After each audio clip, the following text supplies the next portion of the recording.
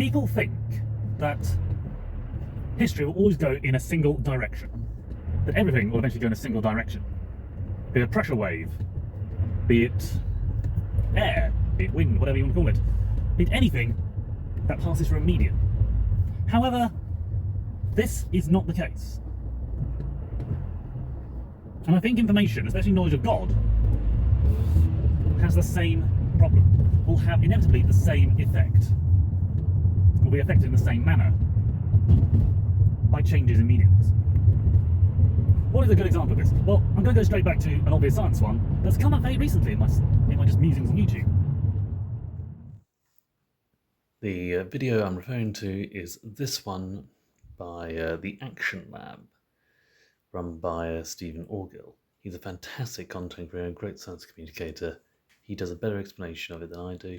I'd recommend watching it and getting a better idea of what this idea entails in terms of physics. But you can also see how it eventually goes into not only life and everything else, but you can see fractals forming in all places. Sooner or later you start to see the things connecting in that regard. This leads to an interesting situation of what happens to light as it passes through mediums. And you can start thinking about it just by the basics of physics. What happens when light passes from one medium to another? Some of it refracts, some of it reflects. And basically, due to the fact that light doesn't pass through all mediums at the same speed, it's not the universal juggernaut, it will change speed and hence direction. It will divert somewhat when passing at an angle from one medium into another.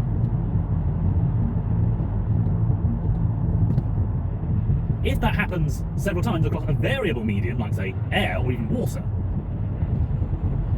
it ends up fracturing into a myriad of little branches. This is known as branching flow, and it's something noted by physicists. This is not unique to light, it is actually quite common to other physical phenomena, such as pressure waves from an earthquake causing a tsunami.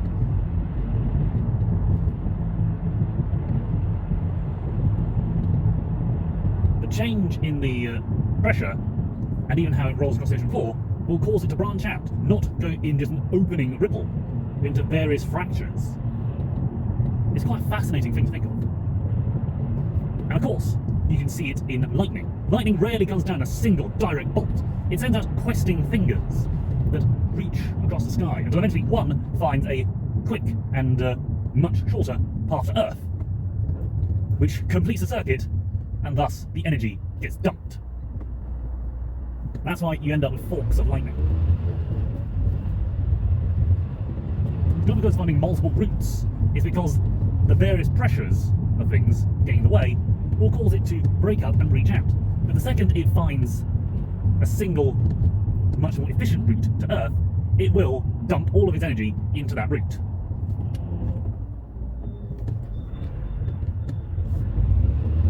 Human knowledge, I'm pretty sure, flows in exactly the same way.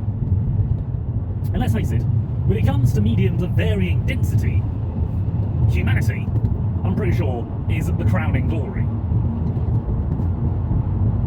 You'll find that we just get stuck in very particular ways of thinking. And others, information will flow very freely, very openly. And that, my friends, is where we get information branching off. Resistance to one idea, openness to another. That is literally how knowledge will get reflected, refracted, or simply going straight through, depending on how it's presented to us as well. You may say that when we have situations where we lock information in, it becomes easier and straighter to flow. And that in general is true. A bit like, say, electricity through a wire. That's much more efficient than going through air, which is actually a fantastic insulator. But that is still relatively less conductive. The wire is still going to carry some resistance. I remember doing that as coursework for science when I was in secondary school. I think we were in year 9, maybe year 10. I don't remember too well, a lot was going on that year. The understanding that there's a greater being out there is one that's permeated through several different cultures. You may say that, no, there's the idea of greater beings out there, and that gets broken down to spirits, into yokai, into demons, even into multiple deities. But even then you have to consider that it starts off as something else. You may think that one of the most famous polytheisms is a solid answer to this, that being Hinduism, one of the oldest and longest lasting polytheisms in human history. However, when you look into it, you see that the original idea of Hinduism is more based around a single, nebulous, non-corporeal being that is easily represented in multiple aspects by multiple avatars, by multiple personas, by multiple visual beings. The gods. And even they eventually start varying around different avatars. This should tell you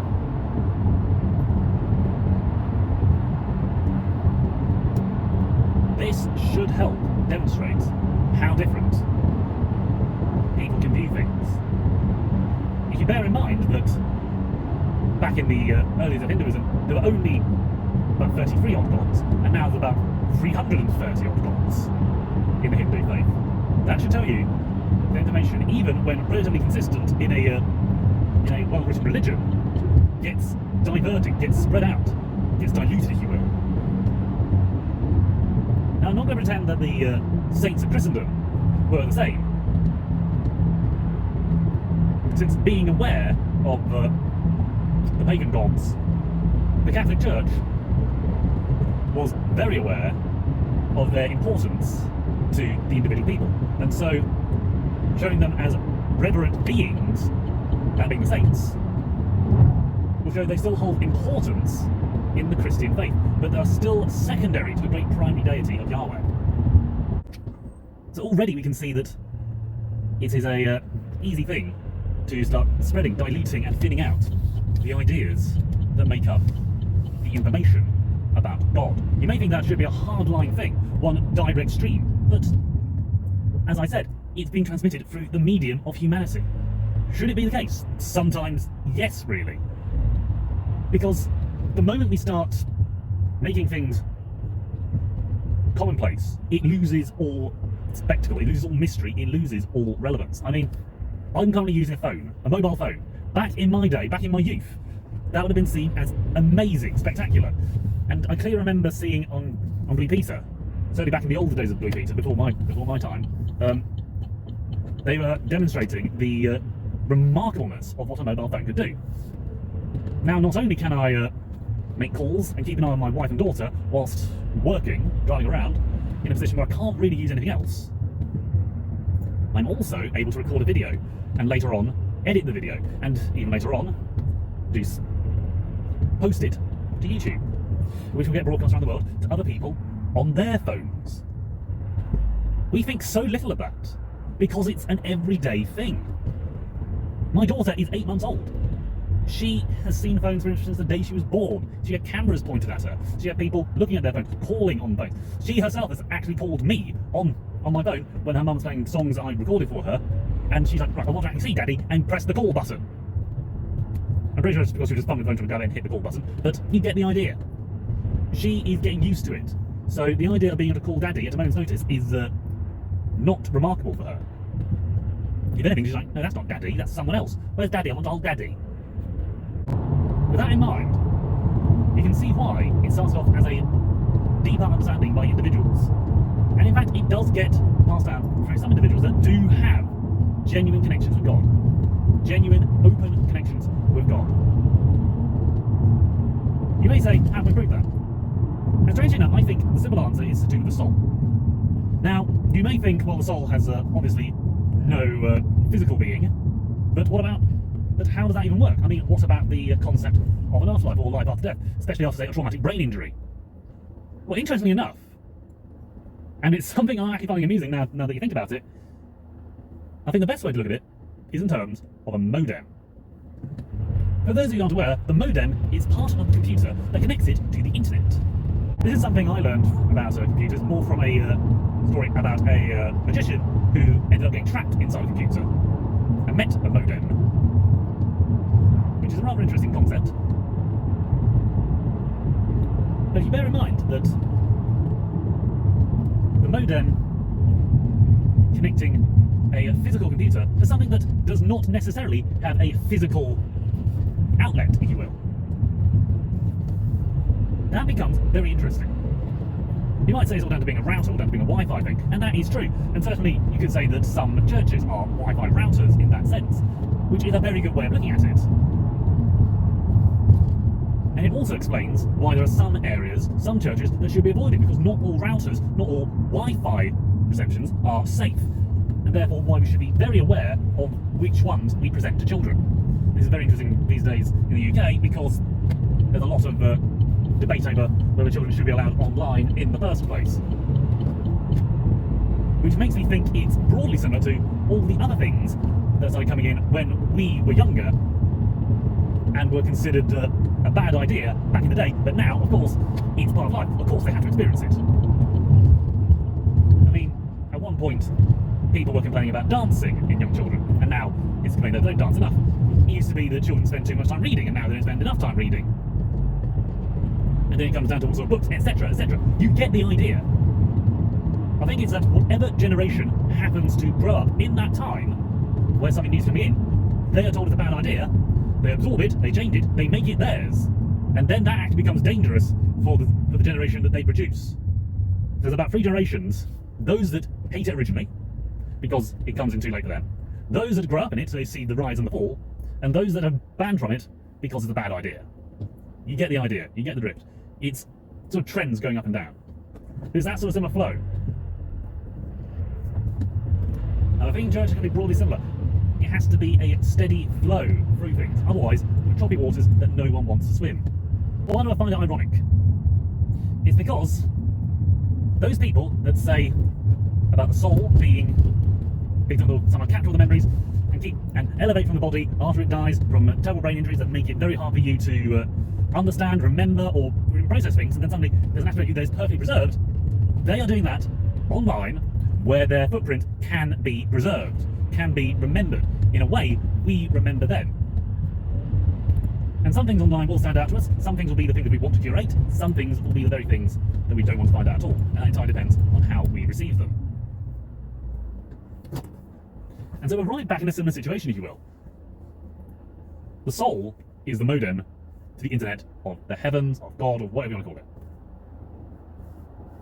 Whereas the information that flows from God gets broken, dispersed, and diluted through the many mediums that happen to be us. And let's face it, when it comes to varying density of mediums, humans are the cream of the crop. We can, in fact, be so varied in density, some will almost actively block it without realising. Same is true of all knowledge, if I'm honest. From its wellspring, through its amplifiers, through its concentrators, and finally to those that are either so dense that it just gets blocked, or subtly dense so it gives it an interesting slant, a refraction, a reflection, and as a result changes its direction almost permanently.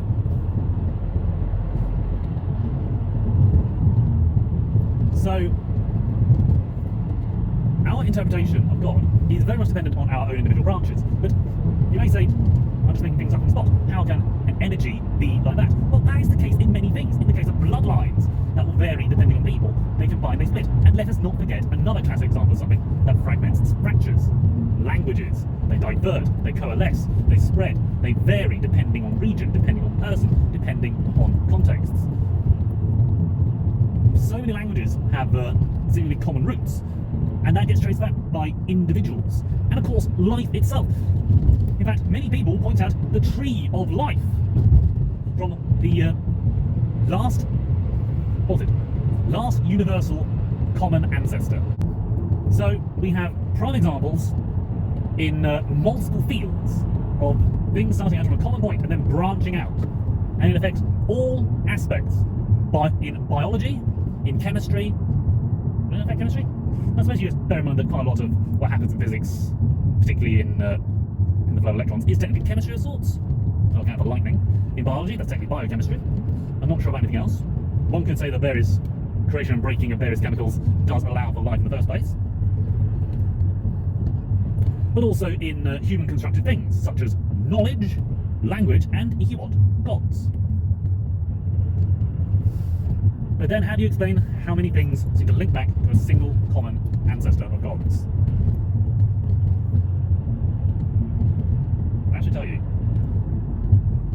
God being original source, it flows through people, names arise, names fall, it ebbs and flows, it goes through the various mediums of humanity. And we end up with the myriad branches of the church in just Christianity. And then we have the various sects of Judaism, of Islam, the various gods of Hinduism, the monotheisms that people don't talk about, for example, Sikhism. It's a lesser known faith because people just don't talk about it. Even though it causes just as much problems if you pay attention in the right places. And I think there you have it. Branching flow, whilst an interesting aspect of physics based around light and pressure, is a phenomenon noted and can easily be seen across all areas of human understanding. Basically, nothing is above the idea of branching flow. That's why I don't complain about people going in different directions here. It's sort of to be expected. So keep that in mind, friends. Stay humble, stay safe, and God be with you.